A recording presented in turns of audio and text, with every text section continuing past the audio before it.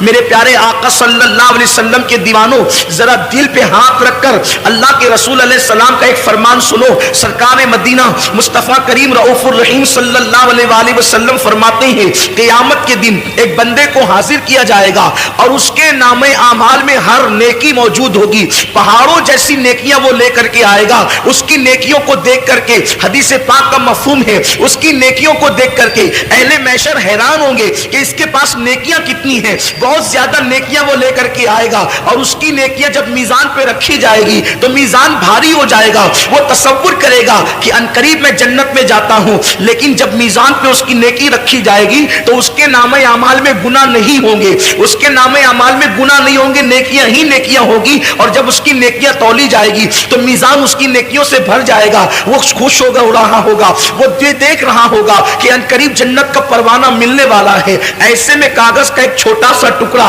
اس کے گناہ کے پلڑے میں گرے گا۔ جب اس کے گناہ کے پلڑے میں چھوٹا سا کاغذ کا ٹکڑا گرے گا تو اس کی ساری زندگی کی نیکی ہلکی ہو جائے گی اور اس کے گناہ کا پلڑا بھاری ہو جائے گا، اور حکم ہوگا فرشتوں اس کو منہ کے بل گھسیٹتے ہوئے جہنم میں لے کر کے جاؤ اور اس کو جہنم کے اندر پھینک دو۔ لوگ حیران ہوں گے، وہ بھی حیران ہوگا کہ میں نے ساری زندگی نیکیاں کی، یعنی سال میں عمرے بار بار کیے، روزے رکھے، حج کیے، زکات دیے، صدقات دیے، میں نے بہت ساری نیکیاں کی، پہاڑوں جیسی نیکیاں کی ہیں، لیکن اس چھوٹے سے کاغذ کے ٹکڑے کے اندر آخر کون سا گناہ لکھا گیا ہے، میری کون سی بھول لکھی گئی ہے، میں کہاں پر زندگی میں چوک گیا ہوں کہ اس چھوٹے سے کاغذ کے ٹکڑے نے میری ساری زندگی کی نیکی کو ہلکی کر دیا۔ اس وقت وہ بندے کو جب فرشتے منہ کے بل گھسیٹتے ہوئے جہنم کی طرف لے کر کے جاتے ہوں گے، اس وقت وہ بندہ کہے گا مولا میں جہنم میں تو جا رہا ہوں، لیکن مجھے یہ بتایا جائے آخر میری ساری زندگی کی نیکی جس ایک گناہ کی وجہ سے ہلکی ہو گئی،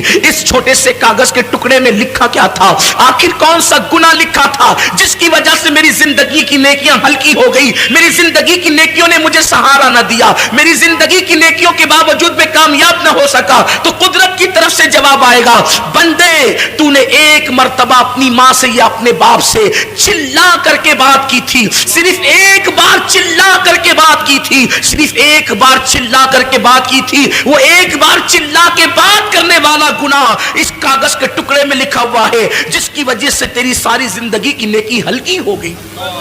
ایک بار چلا کر ماں یا باپ سے بات کرنے والے کی زندگی کی ساری نیکی ہلکی ہو جائے گی۔ آپ مجھے بتائیں میرے پیارے آقا صلی اللہ علیہ وآلہ وسلم کے دیوانوں جو ماں باپ کو اہمیت ہی نہیں دیتے، آج کل کے نوجوان لڑکے اور لڑکیاں اللہ اکبر 2-2 گھنٹہ موبائل پر اپنے ناجائز تعلقات کے حوالے سے باتیں کرتے ہیں۔ ماں انتظار کرتی ہے کہ میرا بیٹا مجھ سے میری خیریت تو پوچھے گا، بوڑھا باپ انتظار کرتا ہے میرا بیٹا میرے پاس بیٹھ کر کے کچھ خدمت تو کرے گا، لیکن افسوس کی بات ہے لڑکیوں کے لیے ٹائم ہے، دوستوں کے لیے ٹائم ہے، کیرم کلبوں کے لیے ٹائم ہے، تاش کے پتوں کے لیے ٹائم ہے، ہوٹلوں کے لیے ٹائم ہے، پکنک کے لیے ٹائم ہے، سب کے لیے ٹائم ہے، لیکن بوڑھے ماں باپ کے لیے ٹائم نہیں ہے۔ جن ماں باپ نے زندگی کا سب سے زیادہ وقت ہمیں دیا ہے، ماں باپ نے سب سے زیادہ ٹائم ہمیں دیا ہے، ان ماں باپ کے لیے ہمارے پاس ٹائم نہیں ہے۔ ہر ایک کے لیے ٹائم ہے۔ میرے آقا علیہ السلام کے دیوانوں